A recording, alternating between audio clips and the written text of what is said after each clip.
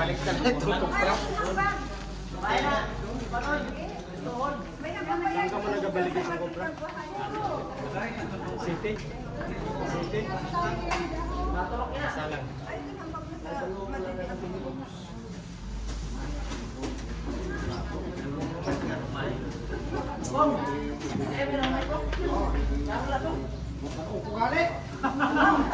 Nagingin ko nun niya.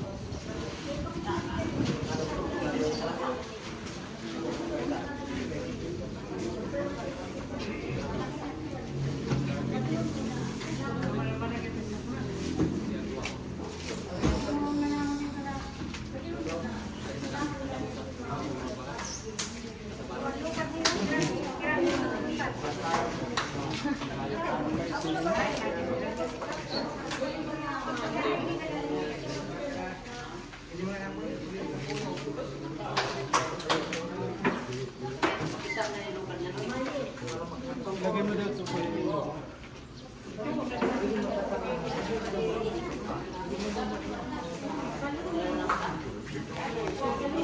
Sir!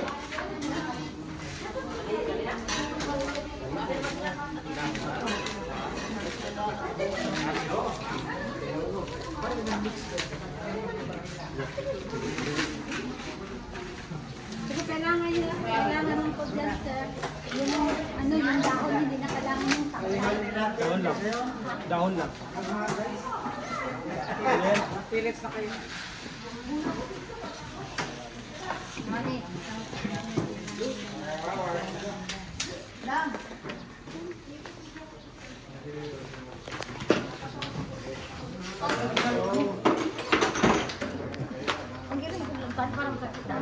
Paggawa ko ng pellets, below 14% ang moisture na kailangan. Pwede niyong gamitan ng mga fresh na dahon. Pag walang dahon, pwede niyong gamitan ng mantika. Yung mga gamit na mantika. Pag wala talaga, tubig ang ilagay. Ngayon, para balanse ang nutrition, mas maganda kung mayroon kayong mais. Pag walang mais, yung sasubsidize ninyo, kamuting kahoy na binilad. Ito mataas ang moisture dito kasi puro dahon eh. Ada ubat.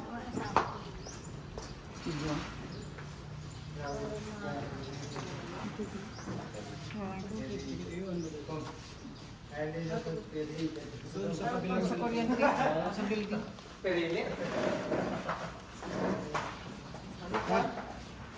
Dito po makikita natin ang voltage, yung power supply na sa lugar ninyo.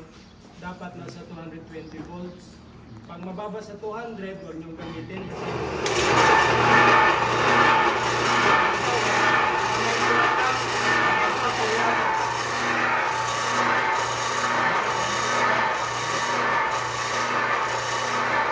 Ginamit po natin yan, meron po yan sa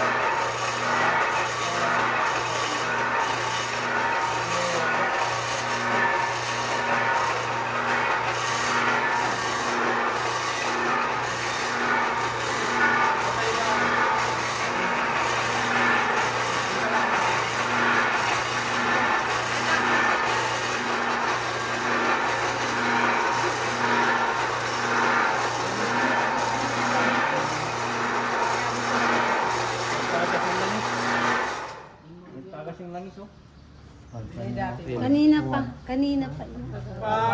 Pag mababa po ang power supply, ang tendency niya, masisira ang capacitor. Kasi ito po nagpo-control ng power supply pag mga brownout, or taas baba. Ito po yung unang sumasalo. Although marami tayong supply nito, mura lang ito. Kung halimbawa, masiraan kayo ng capacitor, palitan nyo lang. Ito lang tinatanggal yung parameter. Ngayon, para lumakas ang power supply natin, dalawang pwede nyo gawin. Una, pwede nyo ilipat ang connection malapit sa poste ng kuryente. Pangalawa, pwede nyo ilipat ang connection sa pagkatapos ng kontador, yung siyang unang sasabak ng kuryente bago mga appliances. Tapos, ang pwede lang natin magawa, halimbawa, pag 200 ito, pwede natin gamitin, alalay lang, hindi natin pwede makulong ito. So, alalay lang siya. Kasi ang tendency, pag mababa ang supply, mag-i-stop siya kasi hindi kakayanin ng motor pag-ikutin pag may laman na ito. So, i-try natin ngayon for the sake of demo, kahit 190 lang. Try natin dahan-dahan. 194? 194 na. On mo on.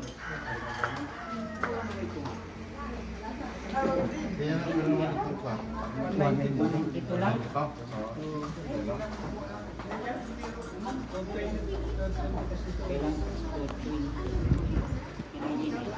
Opo. I-adjust natin.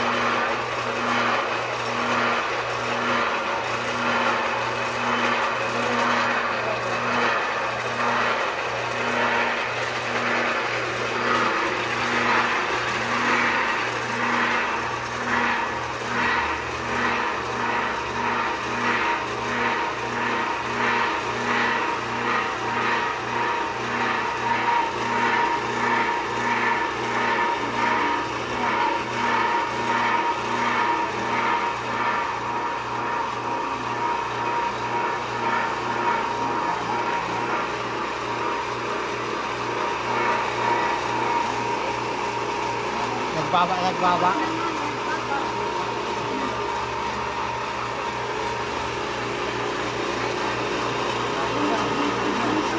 Diretso na.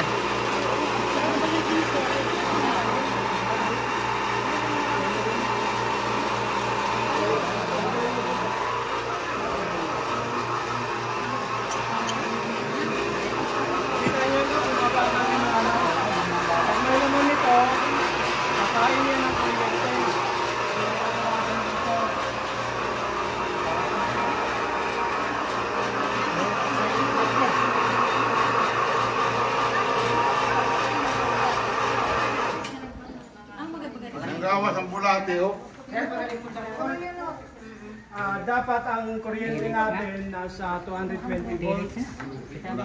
Ngayon makikita ninyo bakit mahaba. Ibig sabihin yan, mataas ang moisture niya. So ibig sabihin, maraming dahon ang nilagay natin. So babawasan natin ang moisture. Ang moisture niya nasa ano lang, below 14% ang kailangan. Ngayon, mapapansin ninyo, ito maliliit ano, ang size ng pellets, papalitan yan, pwedeng ma-adjust. Ang haba, dito lang ini-adjust ang haba. Ang size naman ito, nakadepende sa grinding disc na gamit. So, ang tawag na ang size Ito nito sa inyo nga ay 2.5 mm para sa mga ano. Ngayon, pwede nating palitan yan ng 4 mm para sa baboy. Yung grower, yung tinatawag. 4 mm yan. Ang starter naman, nasa 3 mm. Tapos ito, restarter ito siya, 2.5 mm. So na-adjust po yan. Ang haba na-adjust dito, ang laki na-adjust depende sa grinding disc na gamit.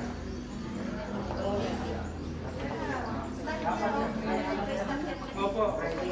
Ang moisture content na kailangan ay below 14%. Ngayon, dahil wala tayong material, wala tayong pipa, wala tayong polar, ito ano lang ito eh. Pipa ng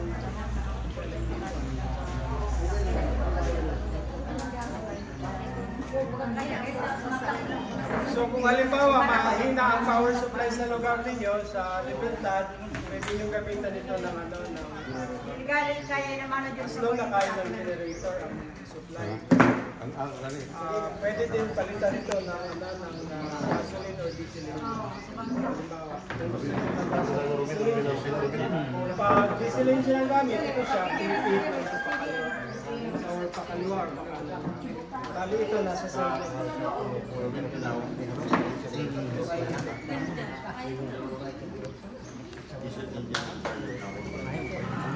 Dito siya, magante.